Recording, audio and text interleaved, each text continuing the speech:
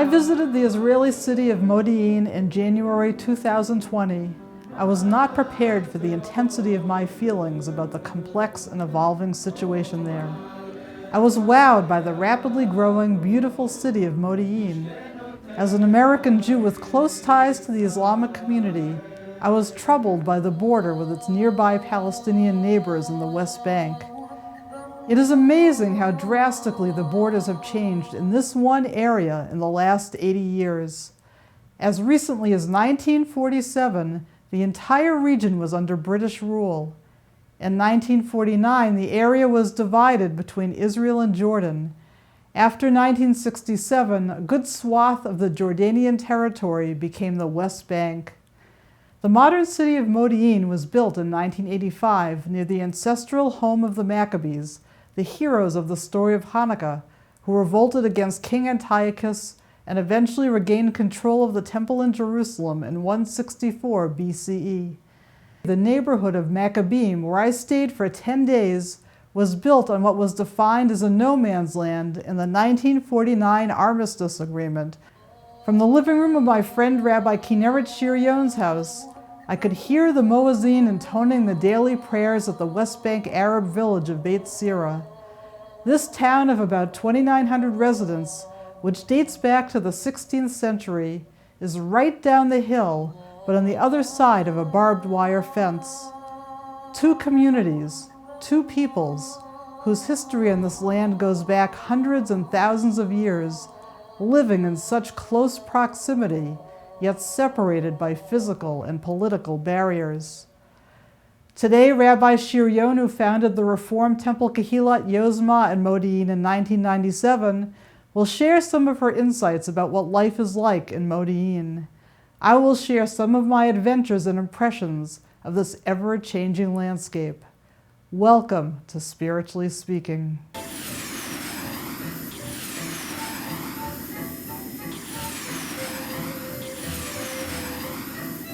On the surface, life in Modiin seems the same as any other metropolitan suburb anywhere in the world.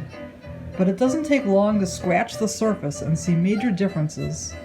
The Azrieli Mall is similar to any modern mall in the US, but entering it is like going through airport security. Most every sign is in Hebrew, and there is a rich diversity of modern Israeli civilians, soldiers on leave, and Orthodox Jews, as well as Muslims. The Modiin train station across the street is another secure location. Once inside, I was surprised to find a lending library and piano, which I later found in other train stations. The Rami Levy supermarket is indistinguishable on the surface from any found in the US, but not only is everything in Hebrew, but the clientele consists of settlers from nearby West Bank villages and those who live inside the borders of Israel. Once I stepped outside the city center, I found myself feeling like I was in the land of the Maccabees. Standing in the foothills of Modiin, which is the home of the Maccabees, Mattathias and Judah and their whole family, who were the ones to begin the fight against the Syrian Greeks, which ended up in their overtaking their oppressors and regaining the temple in Jerusalem, which is the whole story of Hanukkah, began right here. And you can just sense the Maccabees fighting the Greek Syrians right here. It's known by archaeologists that these were graves either of the Maccabees or people who lived at that time. Right near the graves of the ancient Maccabees stands a modern memorial to the Israelis who were killed in the Battle of Independence in 1948 in this same region. It was so special to be able to spend the final night of Hanukkah in Modiin and to be able to walk around the city and see Chanukiot or Hanukkah menorahs outside of people's houses as well as in their windows, which is a custom in order to publicize the miracle of a little jar of oil lasting for 8 days instead of 1. And we also made a special version of Israeli latkes, or potato pancakes, in this case using apples. The batter that we're making is very special batter because there is sweetness to these latkes. Perhaps the most troubling part of being in Modiin was the proximity between my friend Kinneret's house and the border with the West Bank and the Arab village of Beit Sira.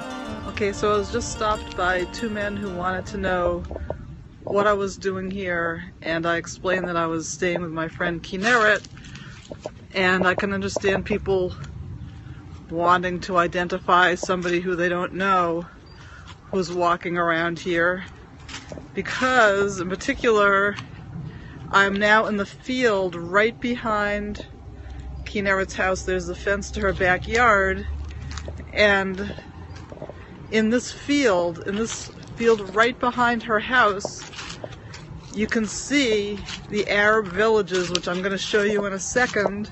It's a beautiful little field here, and the Arab villages are just a very short distance away. There's one fence, one barbed wire fence separating the two sections, for the Jewish section, the Israeli section from the West Bank. And you can now see the Arab villages right at the bottom of the hill. And there have been instances before of some people sneaking through the fence somehow and coming up and stealing things from this particular neighborhood. So I can understand the reason why she has an alarm in her house and she keeps all the doors locked all the time. I have to say that this is one of the most unusual aspects of living in Israel, is being so close to your neighbors and knowing that you're separated from them. You can see the red roof buildings immediately below us are all part of the community of Maccabim. And immediately behind Maccabim, you see the Arab village of Beit Sira. And we hear the Modiin calling the call for prayer all 5 times a day. We hear it, sometimes early in the morning. You get used to it. And if you keep turning to the right, you see there's another Arab village nestled in the hills.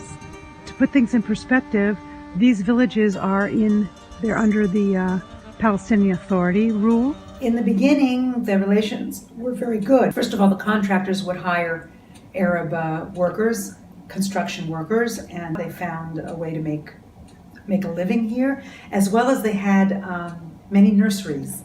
And so all the people in Modiin in the early days, and certainly in Maccabim, most of our gardens are made up of the shrubs and the plants that were purchased right just in the Arab village around the corner. So the relationships were very good. They were working relationships, they were cordial relationships. Some relationships were actually very warm relationships.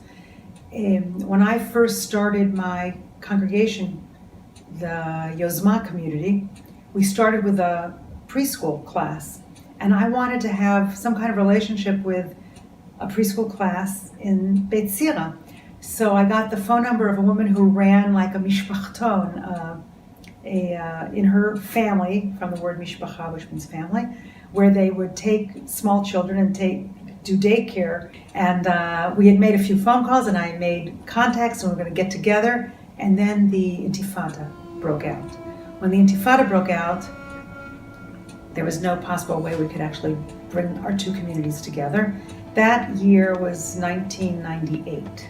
Palestinians actually, who have been fighting for rights for their own homeland, it heated up on the borders. And because this is a border community, so the borders were being attacked by Palestinian terrorists. In the beginning, they started throwing Molotov cocktails in our direction, and then it became live fire. So there were shootings into our community. And it was not just in our community, it was in many of the communities in the territories. Palestinians don't live in ideal circumstances. And so when the pot is low-level hot, it's one thing. You can make do, you can get by, but when it starts boiling and conditions get worse, then there's going to be some kind of outburst, when a pot boils over. And that's what the Intifada was, basically. It was an outburst, and it was dangerous for the Israelis living along the borders. When my children, they were younger then, and they would walk to school, and they would had free range of walking anywhere here without parental guidance. I just told them not to take the back road anymore because it was dangerous, because I didn't want them to be caught in the line of fire. When the Intifada first broke out, the members of the community of Beit Zira reached out to the people in Maccabim, because we've had good neighborly relations for such a long time, apologizing basically that there are extremists that have come into the village who have basically made the situation much more intense between us, and that it's not their stance, but that's what the reality is. And basically since that time, there's very little interaction between the communities. There's one family that has maintained relationships with members of Maccabim for a long time. And actually, when my husband died 3 years ago, the head of the family came, and because he knew Baruch and knows me, and he came to pay a condolence call, which was very moving for me. And we sat and we talked, and he told me about his kids and what they were doing, and how difficult it is for them to find work now, and to get permits to come into Israel. And we kind of caught each other up on what's going on, and so you can see that there were warm relations, and today there's really very little ties, if any. One thing that really struck me was how concerned everybody needs to be about their safety, not from others in their community, but from outside forces.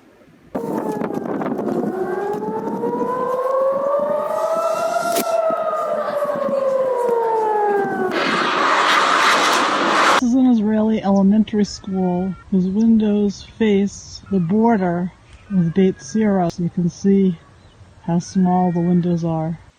I'm entering Kinneret's Miklat, her bomb shelter, and this is the place she would come if there was an attack, if a rocket was fired in her direction.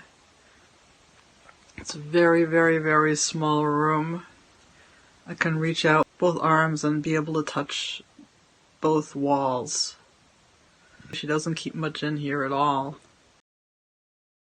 Walking down a street in Modiin, I came across this little playground, and right next to the playground is a miklat, a bomb shelter for the children to be able to run into in case of a rocket attack. It seems like almost every block I come across a little tiny garden that also has a miklat, a public bomb shelter in it. You can see the bomb shelter has a door and a little tiny window that's covered with concrete.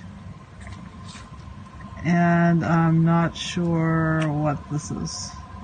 After living in Modiin for a number of days, I found myself concerned when I walked down a street where there didn't happen to be a bomb shelter. Walking down the road in Maccabim, Modiin, thinking what happens if there was a bomb that was coming in this direction. There's no miklat, there's no shelter anywhere in sight. So how does anybody live like this? When you leave Modiin, if you want to take Route 443, which goes through the West Bank towards Jerusalem, it's the quickest way to go. The first thing that happens is that you go through a checkpoint, and if you've got an Israeli license plate, you go right through. But if you happen to have a West Bank license plate, then you're likely to be stopped and your car searched. And then you'll pass a wall on the right-hand side that borders with the West Bank, and you'll continue up the road. As you can see, it right ahead is Jerusalem up there on the hill, and then you'll come to an area where there are Arab villages on the right-hand side that you can see, and you'll also pass some Israeli settlements which are also on West Bank territory. It's just one more stark reminder of just how volatile this entire area is and how separated everybody is from each other. Having been living in Modiin for the past 10 days, I feel like I've had a range of emotions. At first, I was really curious about what it was like to live here, and my basic emotion was curiosity. And then as I learned a little more, I have to say I felt a little bit of fear living in Kinneret's house, being so close to the border with Beit Zira. And now that I've been here for a while and I'm about to leave, I just feel like I understand that everybody here has a sense of normalcy and just living from day to day under these circumstances, and that things don't happen in a negative way here. There's just a living in a peaceful way next to the Arab neighbors, although I don't know how the Arab neighbors are feeling, and I'm sure they have a certain degree of anger and frustration. But nevertheless, the reality is what it is, and these two peoples are living right next to each other. Hopefully there'll be a better solution soon, and as my friend Kinneret said, it's so horrible for these two groups of people to have to be separated like they are, and hopefully one day, sooner rather than later, there'll be able to be some sort of agreement so that peoples can get together and live in peace, and everybody will feel a lot happier about their living situation. Thanks so much for joining us. We pray for a time when everyone can live in peace, harmony, and unity. Shalom, salam, shanti, peace.